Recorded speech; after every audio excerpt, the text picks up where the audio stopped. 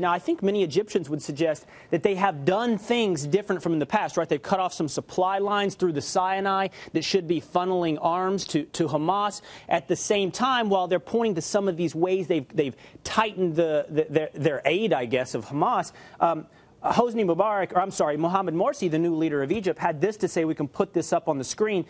He said this just this past week. He said that everyone should remember the peoples of the region are different than they were before. The leadership in the region is different. He is saying flat out, the world is not the same as it was before. You can see the leadership in the region is different. So what is Egypt doing now, you're saying, different than they would have under Mubarak?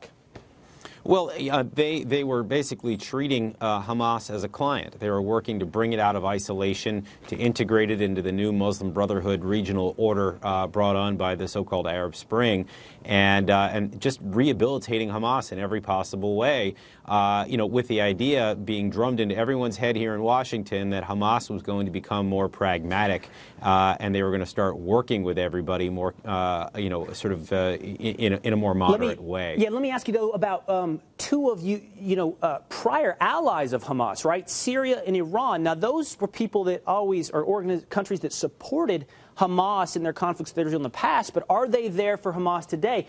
Hamas supported the uprising in Syria against Bashar al-Assad, thus, from what I understand, ostracizing themselves from Syria and Iran. Is that right? Today, Syria and Iran are not there for Hamas?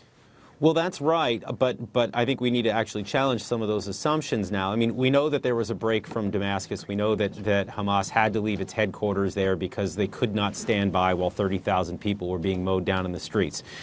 We know that there's been a falling out with Iran, primarily because of the sanctions that we have in place against the Iranians for their illicit nuclear program. The money's just not rolling in, and so they don't have as much to spread around to terrorist groups like Hezbollah and Hamas. And again, so the assumption was that Hamas had to reorient itself towards some of these Sunni countries like Turkey and Egypt and Qatar.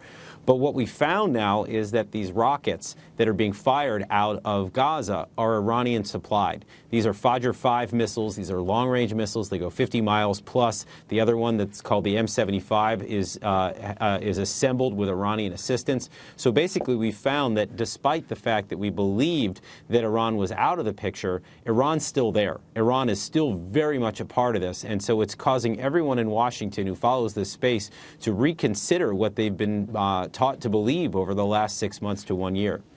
Yeah, Buck, I think when you're looking at all of the players here, I think Jonathan and Will are probably right that Egypt is in a tough spot right now. I think Syria is pretty psyched to have the attention off of Assad.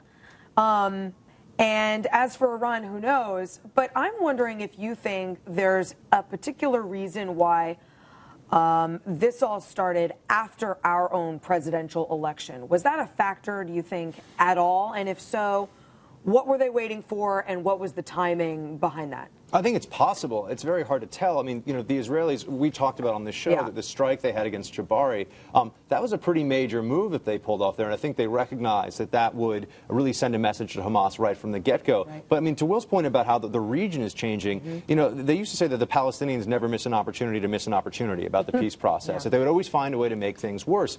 And here, in the short term, they want to make things worse, actually. Casualties, as horrible as this is to say, casualties are propaganda. Casualties actually, for them, serve the broader purpose. Now, what is the broader purpose? As you have regimes crumbling all across the Middle East, or changing, I should say, having crumbled in some cases, now you have whole populations that are looking for, one, what is our meaning? What are we trying to do? How do we sort of come together as a state? In the past, a lot of Arab autocrats looked at the Palestinian situation and used that as sort of a safety valve. Focus on that. It's the Arab-Israeli conflict. Now you have a new generation of people coming up in these governments. You have new leadership. This gives them a tremendous propaganda opportunity going forward to sort of focus, again, on the Israelis. And I think that's the major concern here. You have a whole new slew of people that are watching what's happening here in Gaza. In the short term, Gaza is going to get the worst side of this, to be sure. Of course, the Israelis have a much stronger military. But in a longer term, I think Hamas is playing the long game here, and they think that as bad as they can make things in Gaza, the better it is for them in the long term, because they still want to get rid of Israel.